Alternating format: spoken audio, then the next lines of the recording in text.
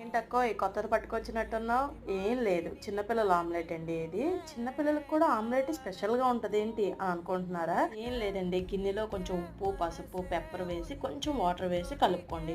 కలవదు అని అనుకుంటారు ఎగ్గేసాక, అందుకే కలుపుకోండి. అది కలుపుకున్నాక ఉల్లిపాయలు వేసుకొని దానిలోకి ధనియా మసాలా ఉంటది కదా! అదే ధనియాల పొడి.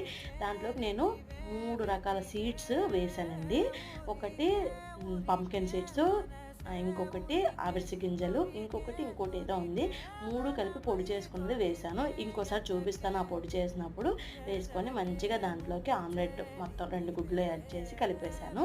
ఫస్ట్ కళాయిలోకి కొంచెం బటర్ వేసుకొని దాంట్లోకి కొంచెం కరివేపాకు వేసుకోండి. ఫ్లేవర్ బాగుంటుంది, వాళ్ళు తినడానికి యమ్మీగా ఉంటుంది.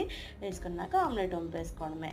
అదేనండి, మనం మిక్స్ చేసుకుని వంపేసుకోవడమే. దాన్ని 2 వైపులా మంచిగా ఆ బటర్లోనే మంచిగా హీట్ చేసుకుంటూ కాల్చుకొని, పిల్లలకైతే చాలా హెల్తీ అండి. ట్రై చేయండి ఒకసారి.